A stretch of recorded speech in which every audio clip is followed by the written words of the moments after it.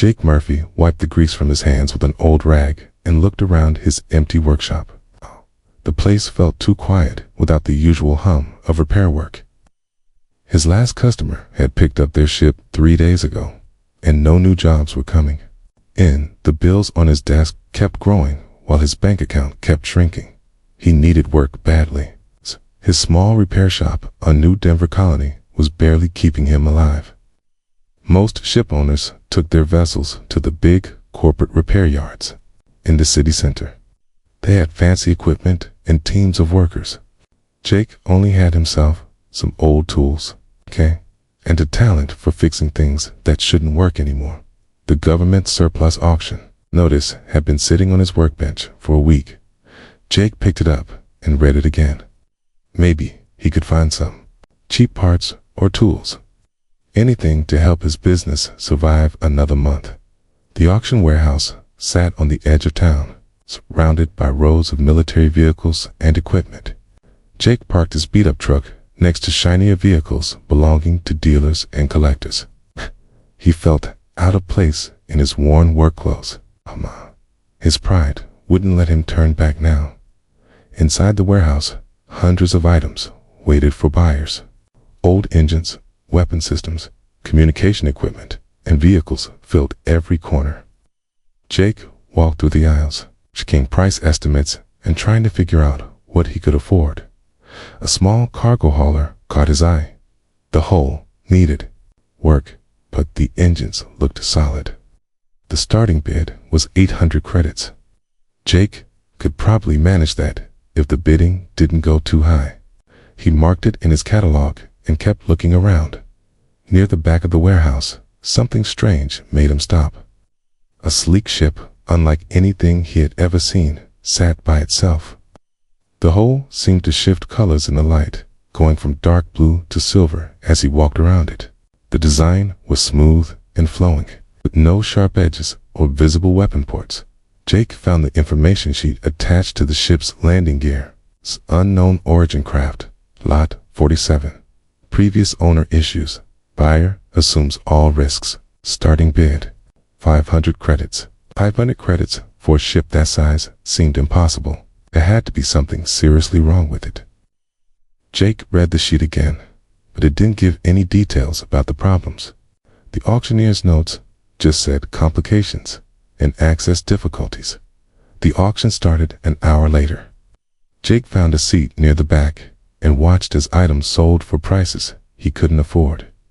The cargo hauler he wanted went for 3,000 credits to a dealer who didn't even look at it before bidding. When Lot 47 came up, the auctioneer seemed nervous. T rushed through the description and started the bidding quickly. Unknown origin vessel, sole disease, 500 credit minimum. Nobody raised their hand.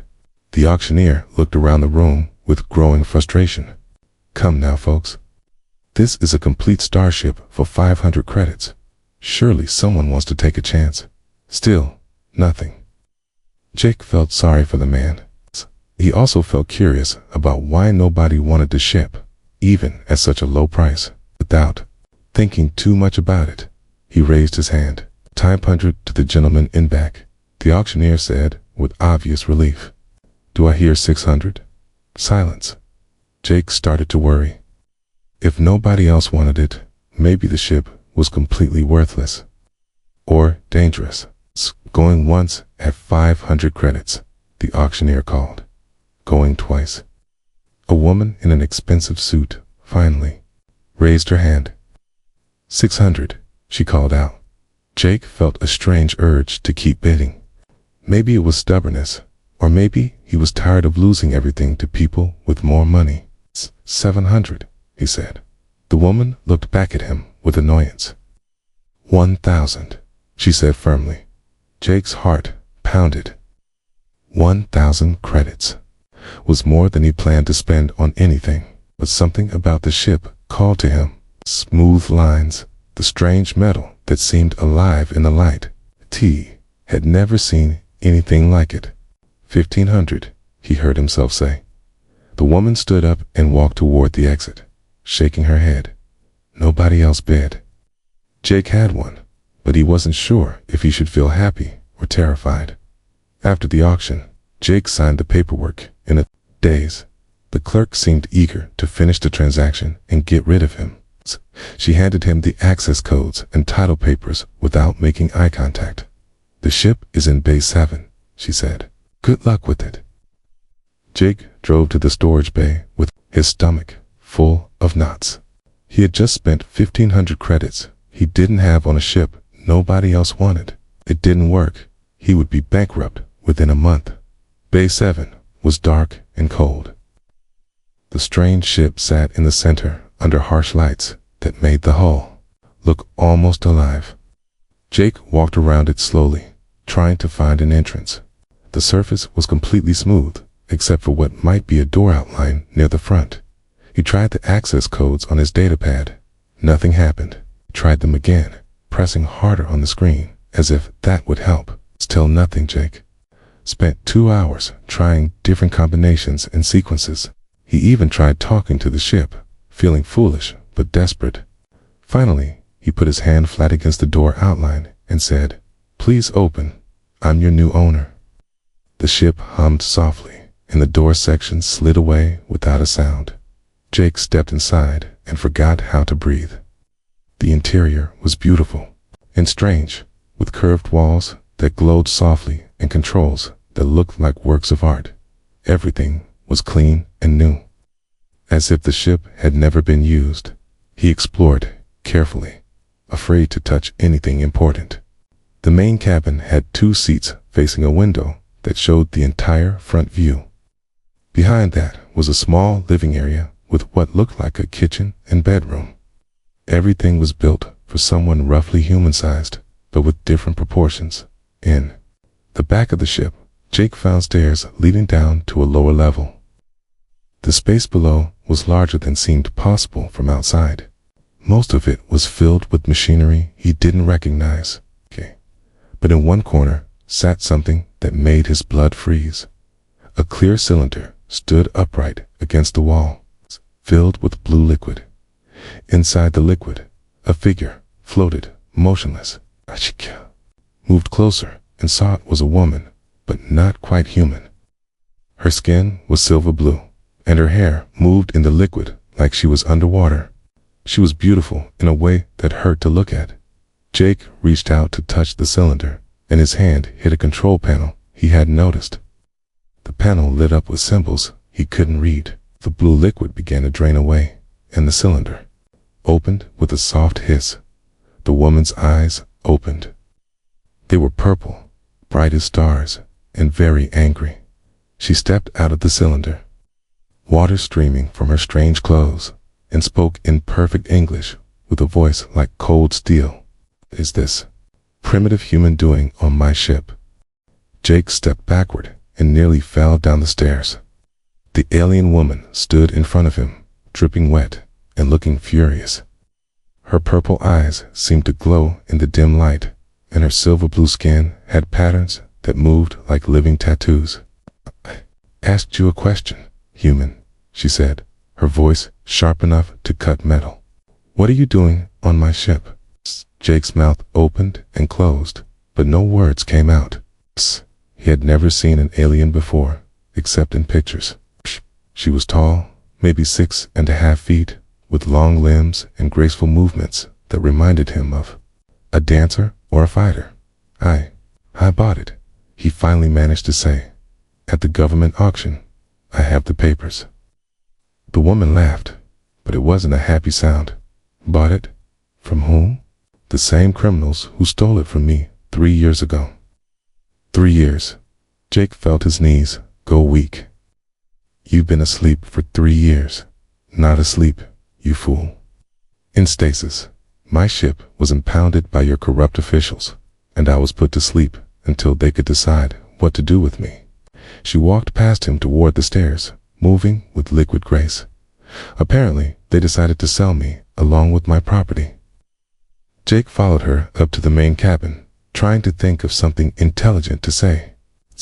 The alien woman sat in the pilot's chair and began touching controls.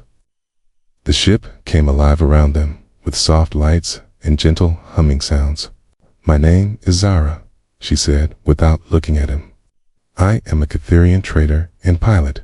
This is my ship, the Star Dancer, and you have no right to be here. I'm Jake Murphy, he said, feeling stupid but trying to be polite. And I do have a right. I paid 1,500 credits for this ship. I have the legal title. Zara turned to stare at him. 1,500 of your primitive credits. They sold my ship for 1,500 credits. It was a good deal, Jake said defensively. Nobody else wanted it, because nobody else could open it, you idiot. This ship responds only to Catherian touch patterns and voice commands. How did you get inside? Jake thought back to the storage bay. I put my hand on the door and asked it to open. I said I was the new owner. Zara's expression changed from anger to confusion. That should not have worked. The ship's security systems are designed to ... double quotes. She trailed off and began typing on a control panel. Strange symbols appeared on the screen. Interesting, she said. After a long moment, the ship's computer shows that ownership was legally transferred according to Galactic trade law. It seems your government had the right to sell it after all. Jake felt a small surge of relief. So it really is my ship. Legally, yes. Practically, you are still a primitive human who has no idea how to operate advanced Catherian technology. Zara stood up and began pacing around the cabin. And I am stranded on a backwater human world with no way to contact my people or clear my name. Clear your name. Zara stopped pacing and looked at him with tired eyes. I was framed for smuggling by one of your human officials. Commander Blake Harrison needed a scapegoat for his own illegal activities, so he planted evidence on my ship and had me arrested. Jake had heard that name before. Harrison was some kind of big shot in the colonial government, always making speeches about human superiority and the alien threat. Why would he do that? Because he profits from the tensions between humans and Catherians.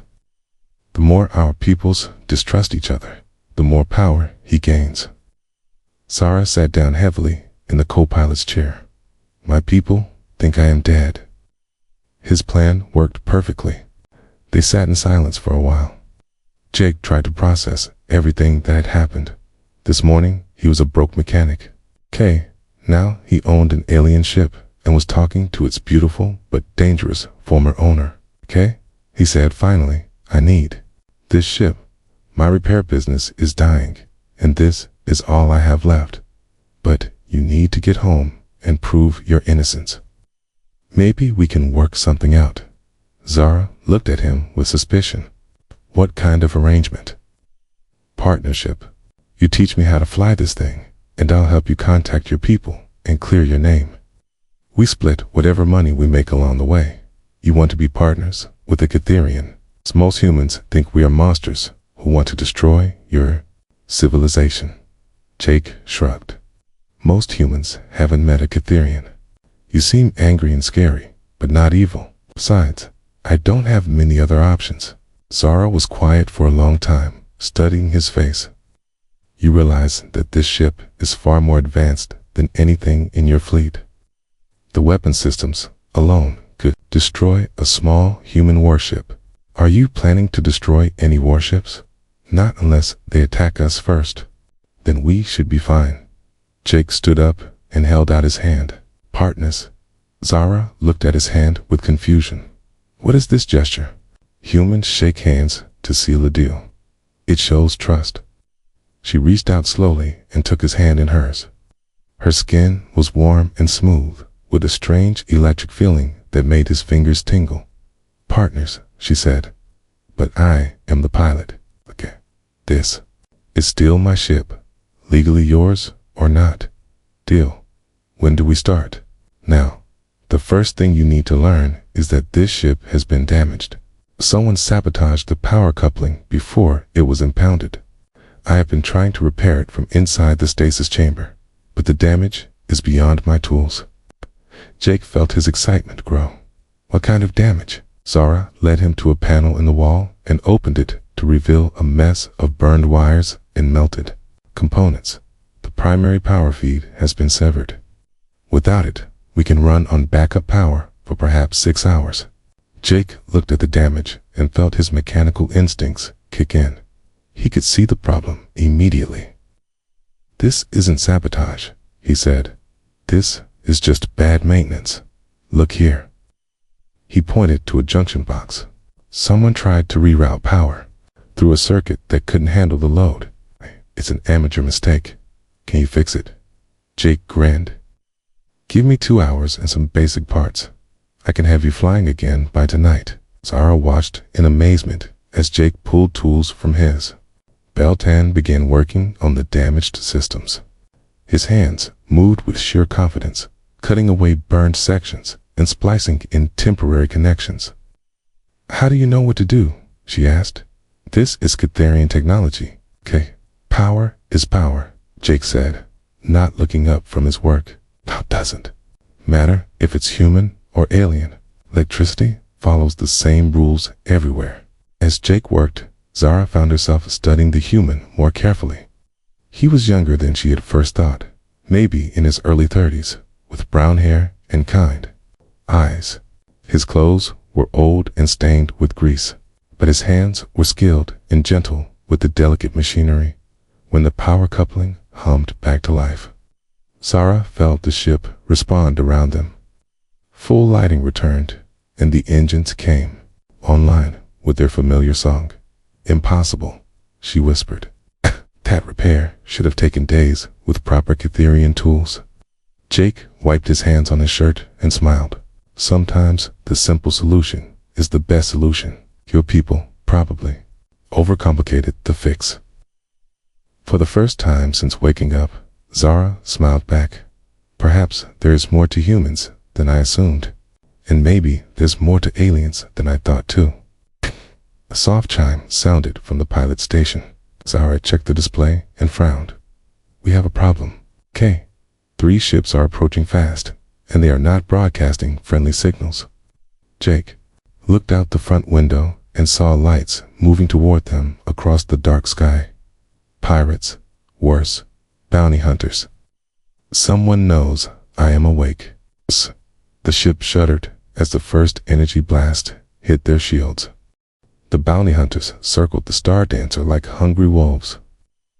Jake gripped his seat as another energy blast shook the ship. He had never been in a space battle before, and his stomach felt sick with fear.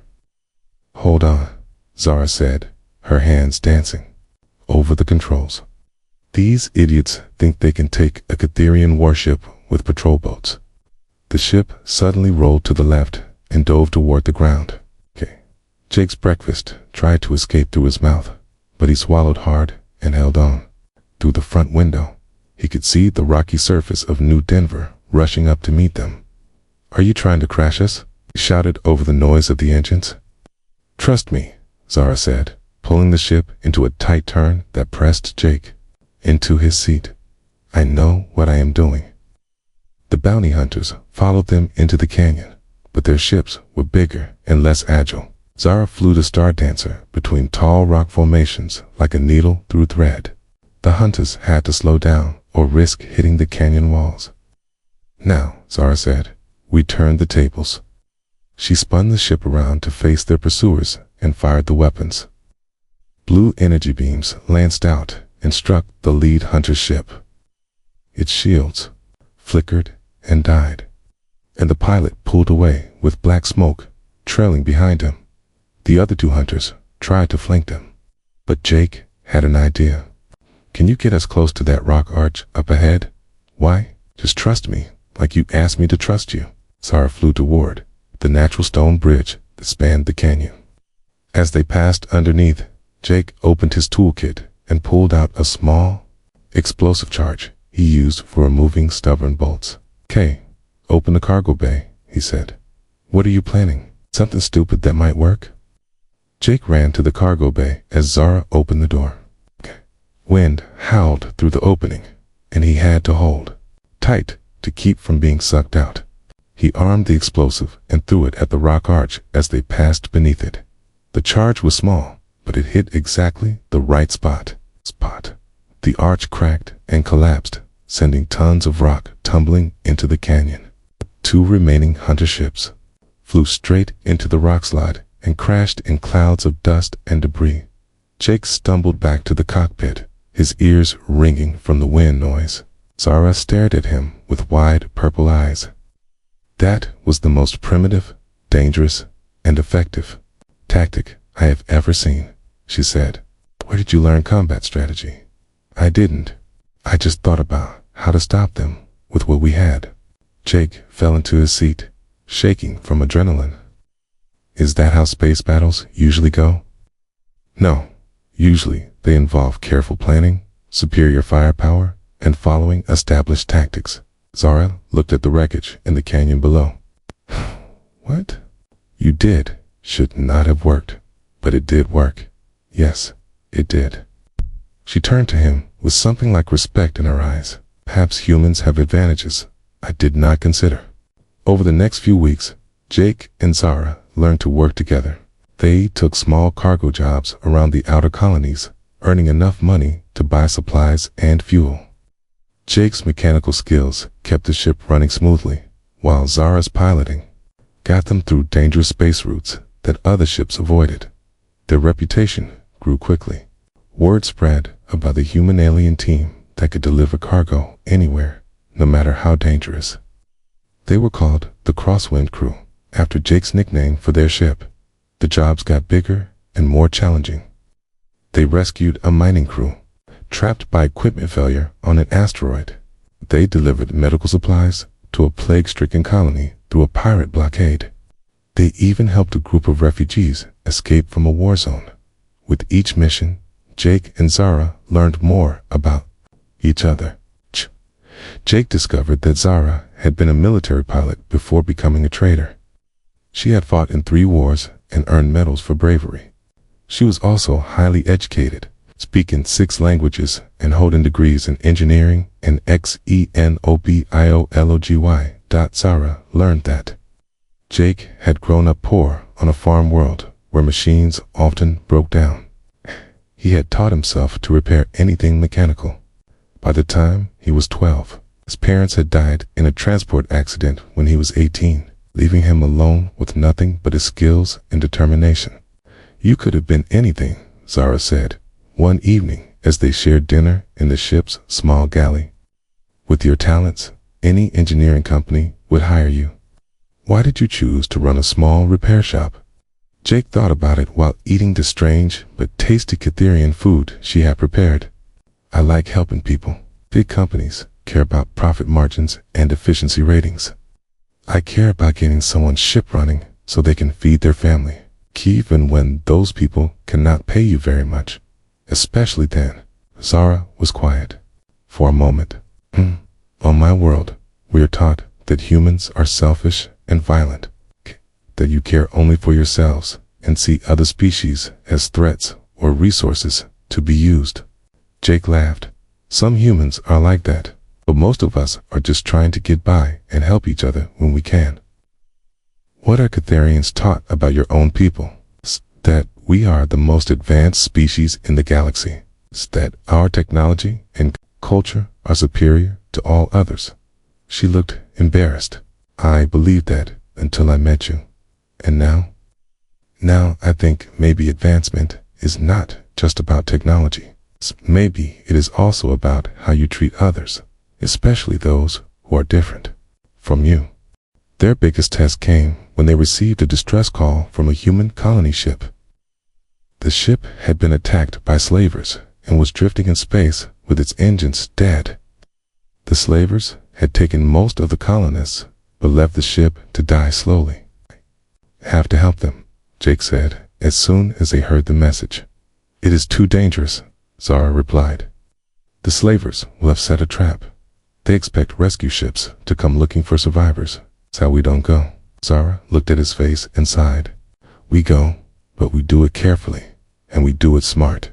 They found the colony ship floating dead in space, its hull scarred by weapon fire. They piloted a small shuttle over to the ship while Zara kept watch for enemies. Inside the colony ship, he found 30 survivors hiding in the emergency shelters. Slavers took everyone else, an old woman told him. Over 200 people. They said they would sell them in the Outer Rim markets. Jake felt sick with anger. Where did they take them? A place called Sorrow's End. It is an asteroid base. 3 days from here. Jake returned to the Star Dancer and told Zara what he had learned. She shook her head immediately. Sorrow's End is a fortress. It has defense platforms and a fleet of guard ships. We cannot attack it directly. Then we do not attack it directly. We get sneaky. Sneaky how? Jake smiled. We pretend to be slavers ourselves. You said, I am good at stupid plans that work. The plan was indeed stupid. Jake would pose as a human trafficker, bringing Zara to sell at the slaver market. Once inside the base, they would disable the security systems and free the prisoners. This will only work if you can convince them that I am your prisoner, Zara said as she put on the restraints Jake had built. Slavers are not easily fooled. Just act angry and superior. That should not be hard for you, okay?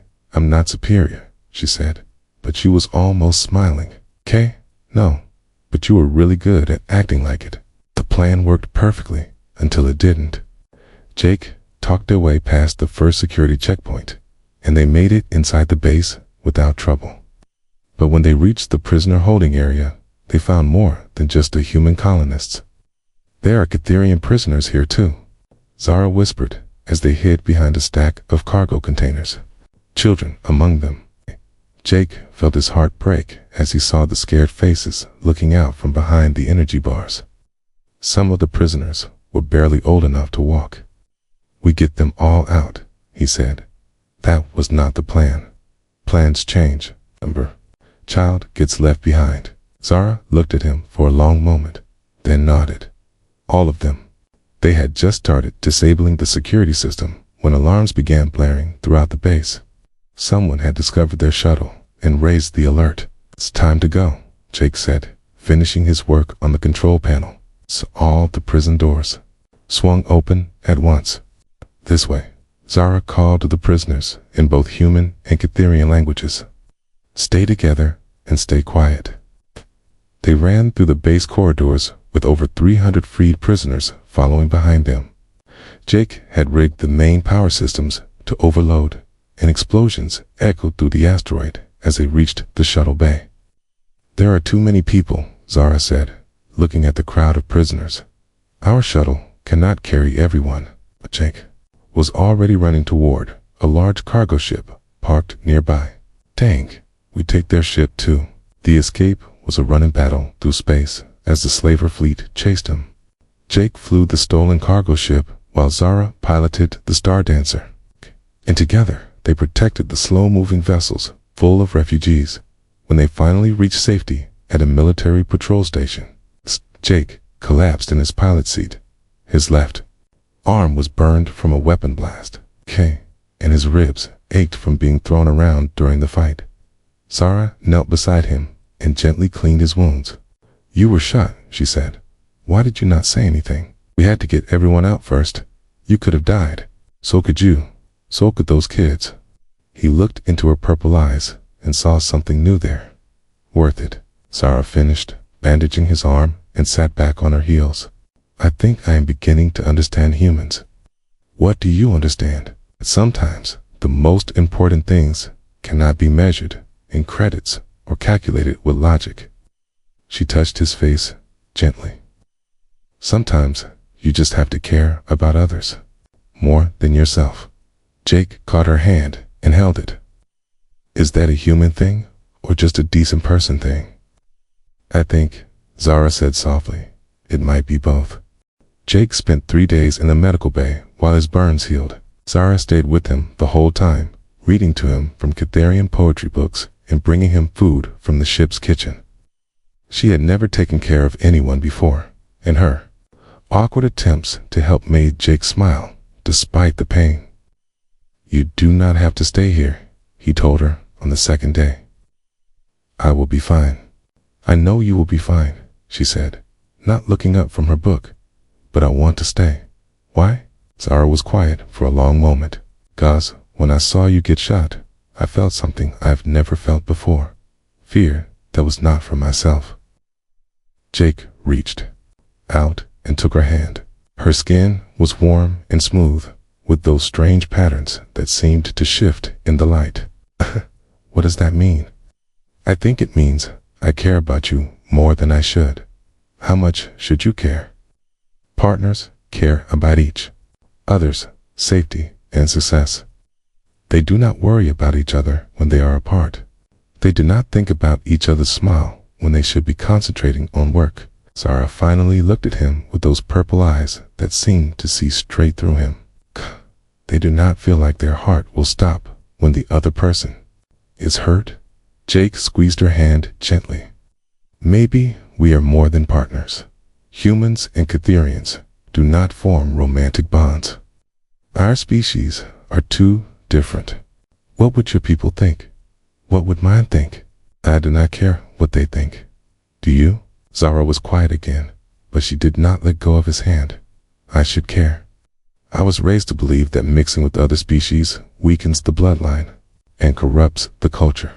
And what do you believe now?" "Now I think that the people who taught me those things never met you." When Jake was finally cleared to leave the medical bay, they flew to a quiet moon where they could rest and resupply. The moon had beautiful forests and clear lakes, with small towns where nobody asked too many questions about alien visitors. They walked along a lakeshore in the evening, watching the two suns set behind the mountains. Jake had never seen anything so peaceful, and Zara seemed to relax for the first time since he had known her. "On my world, we have lakes like this," she said, sitting on a fallen tree beside the water. "But they're always crowded with people and boats and noise. This is better." Jake sat beside her, close enough that their shoulders touched. "What is your world like?" "It's busy. Everyone is always working or studying or competing for better positions. We are taught that rest is weakness and that personal desires are less important than species advancement." "That sounds lonely." "It is. I never realized how lonely until I met you." Zara leaned against his shoulder. "Humans are strange. You make everything more complicated and more simple at the same time." "How do we make things simple?" "You do what feels right instead of what the rules say. You help people because you want to, not because it advances your career. You care about individuals instead of just groups." Jake put his arm around her. "And how do we make things complicated?" Zara laughed softly. "You make me question everything I was taught. You make me want things I never wanted before.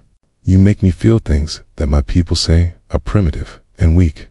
"What kind of things?" She turned to look at him, and her eyes were bright in the fading light. "Happiness, safety, love." Jake felt his heart speed up. "Are those bad things?"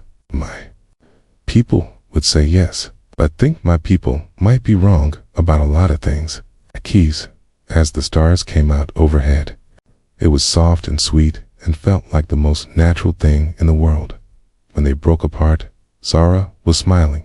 "I think I like being wrong," she said. Their happiness did not last long. The next morning, they received an urgent message on the ship's communication system. It was from Admiral West, the commander of the human colonial fleet. "Jake, Murphy, and Zara of House Kithros," the Admiral said, using Zara's full name in a way that surprised them both. "Report to Fleet Headquarters immediately. This is a matter of galactic security." They flew to the headquarters station, wondering what they had done wrong. The Admiral met them in his office, along with a Catherian woman in military uniform who looked enough like Zara to be her sister. "I am Commander Lyra," the Catherian woman said in accented English. "I represent the Catherian Defense Council. We need your help." Admiral West activated a large display screen that showed star charts and ship movements. "We have discovered evidence of a conspiracy to start a war between humans and Catherians. Someone has been staging attacks and planting false evidence to increase tensions between our peoples. The attacks on both sides followed the same pattern, Commander Lyra added. Human ships attacking Catherian colonies, Catherian raiders hitting human trade routes. But the timing and methods suggest coordination. Zara leaned forward in her chair. Who would benefit from a war between our species? Someone who profits from conflict and chaos, Admiral West said grimly. Someone in a position to control military contracts and emergency powers during wartime. Jake felt a cold chill run down his spine. Commander Blake Harrison. You know him? The Admiral asked. He is the one who framed me, Zara said. He planted smuggling evidence on my ship to have me arrested. Commander Lyra nodded. We have been investigating him for months. Harrison has been systematically removing evidence of cooperation between humans and Catherians while promoting incidents that make our peoples distrust each other. But we need proof, Admiral West said, and we need someone who can get close to him without raising suspicion. Okay, that is where you come in, Commander, Lyra said, looking at Jake and Zara. Your partnership has become famous throughout both human and Catherian space. You represent everything Harrison is trying to destroy. What do you want us to do? Jake asked. Harrison is planning something big, Admiral West said. Our intelligence suggests he will stage a major attack that will force both governments to declare war. We need you to find out what he is planning and stop him. Why us? Zara asked.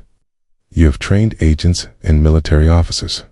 Because, Commander Lyra said with a slight smile, you have already proven that humans and Catherians can work together. You give both our peoples hope that peace is possible. They spent the rest of the day planning their mission. Harrison was hosting a conference on a space station near the border between human and Catherian territory. The official purpose was to discuss trade agreements, but intelligence suggested he was really meeting with conspirators from both sides. Station will be heavily guarded, Admiral West warned them. You will be on your own once you get inside. We have been on our own this whole time, Jake said. We can handle it.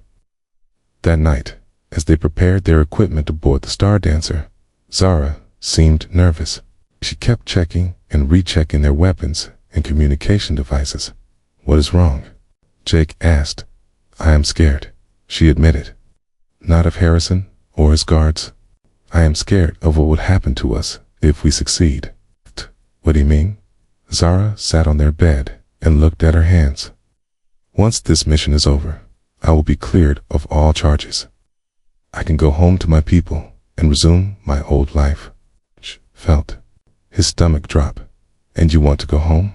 Part of me does, but a bigger part of me wants to stay here with you. She looked up at him with tears in her purple eyes.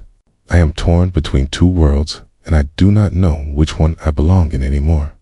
Jake sat beside her and pulled her close. Maybe you do not have to choose. Okay. Maybe we can create a new world that has room for both of us. How? I do not know yet. But we have done impossible things before. We can figure this out too. Zara smiled through her tears.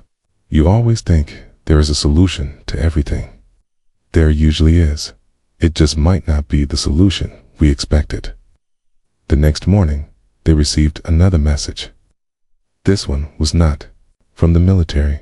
It was from Harrison himself. Jake Murphy, the commander said, his face cold and arrogant on the screen. I know who you are and what you have been doing. Bring the alien to my station, and I might let you live long enough to see the war begin. The message ended with coordinates and a deadline. 24 hours. It is a trap, Zara said. Of course, it is a trap, but it is also our only chance to stop him. Jake began plotting a course to the station. Besides, we are good at turning traps against the people who set them. This feels different, more dangerous. Jake stopped what he was doing and turned to face her. Are you having second thoughts? Zara stood up straight, and for a moment she looked like the proud warrior she had been trained to be. No, We finish this together. Together, Jake agreed, as the Star Dancer jumped into hyperspace toward their final confrontation. Neither of them knew that Harrison had already begun his plan. Across the galaxy, fake distress signals were being sent, and ships were moving into position for the attack that would start a war. They had less than 24 hours to save two civilizations from destroying each other. Harrison's space station looked like a fortress floating in the darkness between stars. Weapon platforms surrounded it like metal thorns, and patrol ships moved in careful patterns around the outer defenses. Jake counted at least 50 guard vessels, each one larger and better armed than the Star Dancer. We cannot fight our way through that, Zara said, studying the tactical display. Even with our ship's advantages, there are too many of them. Jake smiled and pulled up a different set of readings on his screen. We do not have to fight them. Look at this. The scanner showed the internal structure of the station. Most of it was hollow space for meetings and conferences, but the lower levels were packed with machinery and storage areas. Cool service tunnels, Jake explained. Every big station has them for maintenance crews. If we can get inside the station without being seen, we can use the tunnels to reach Harrison's command center. How do we get inside without being seen? Jake pointed to a small cargo ship approaching the station. We pretend to be a delivery crew. I still have the fake identification papers from our slaver rescue mission. They docked at a busy cargo bay where dozens of ships were unloading supplies for the conference. Jake wore coveralls and carried a toolkit, while Zara disguised herself with a hood that hid her alien features. They blended in with the crowd of workers and maintenance crews. The service tunnels were dark and cramped, filled with pipes and cables that hummed with energy. Jake led the way, using the station blueprints on his datapad, while Zara watched for security patrols.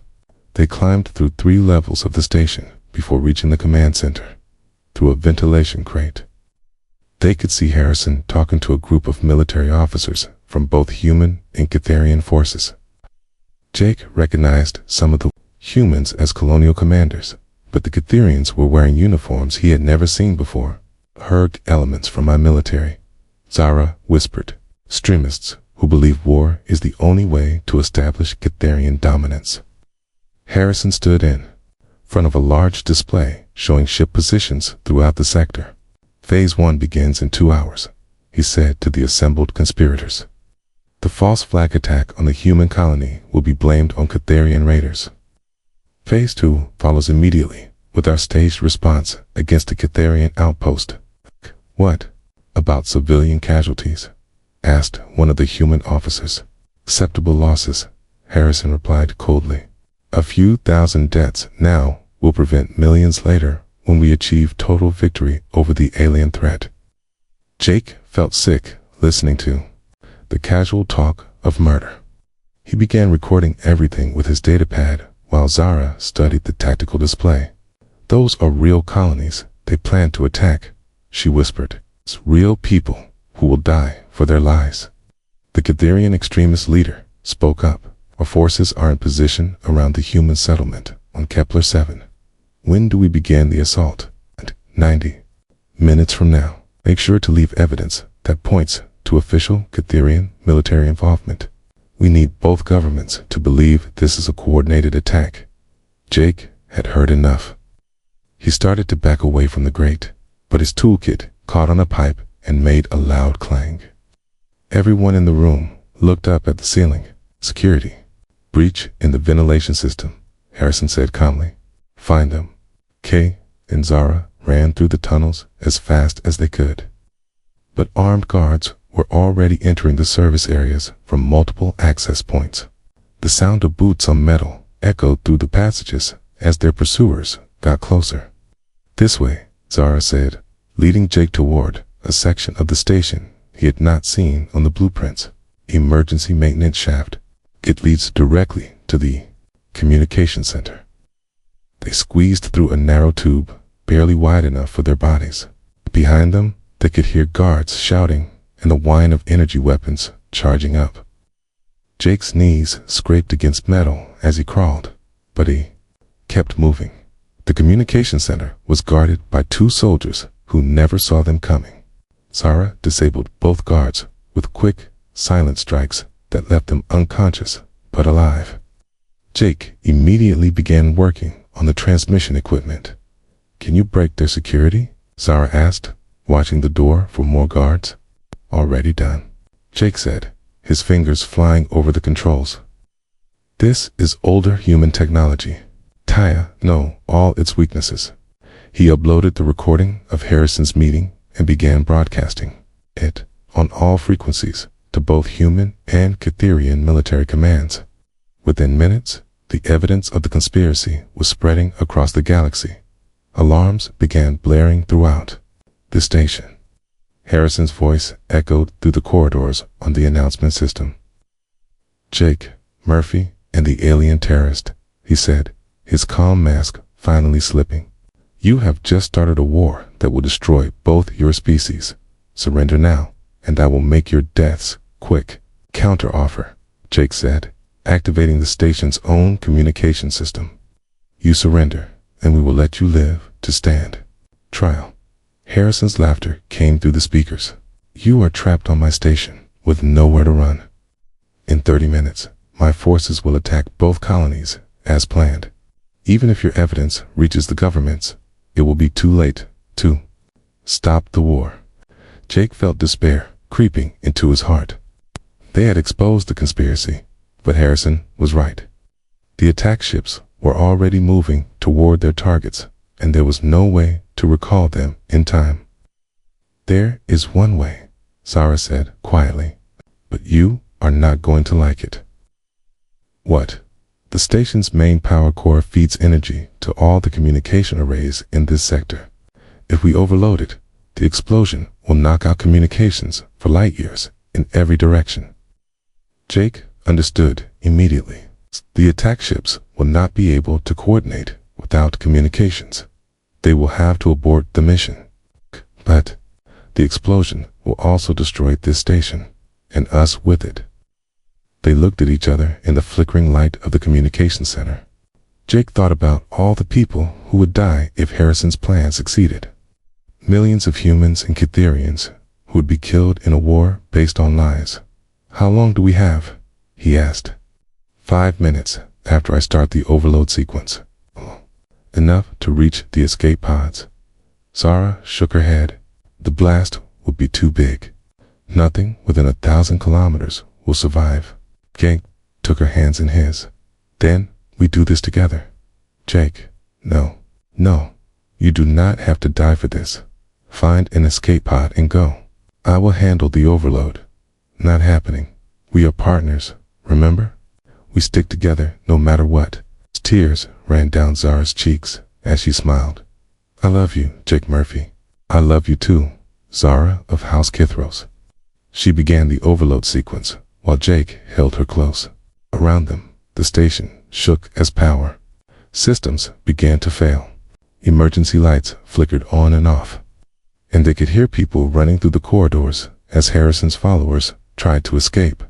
60 seconds, Zara said. The door to the communication center exploded inward, and Harrison stepped through, with a squad of guards. His face was twisted with rage and hatred. 30 seconds to stop the overload, he snarled, pointing his weapon at them. "Or I shoot you both right now." "Go ahead," Jake said, not moving away from Zara. "You will still die when this place explodes." 15 seconds, Zara announced. Harrison raised his weapon, but before he could fire, the lights went out completely. Emergency power kicked in a moment later, bathing everything in red light. "Too late," Jake said.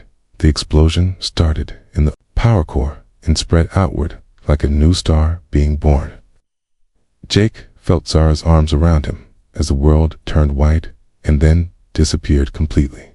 He woke up 3 days later in a medical bay on a human military ship. Zara was in the bed next to him, still unconscious but breathing steadily. Admiral West stood at the foot of their beds with a smile on his weathered face. How?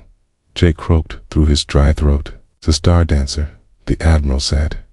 Your ship's artificial intelligence detected the power overload and jumped into hyperspace just as the explosion started.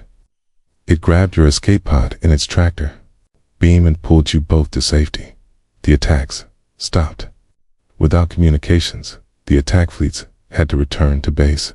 Both governments received your evidence and arrested the conspirators. The war has been prevented. Jake turned to look at Zara, who was starting to wake up. Purple eyes opened and focused on his face. We did it, she whispered. We did it, he agreed. 6 months later, Jake and Zara stood on the bridge of a new ship, watching mixed crews of humans and Catherians working together. They had been appointed as official ambassadors between the two species, and their job was to train other mixed crews in cooperation and mutual understanding. Any regrets? Jake asked as they watched a human engineer and a Catherian pilot working together to repair a navigation system. Zara leaned against his shoulder and smiled. Only one.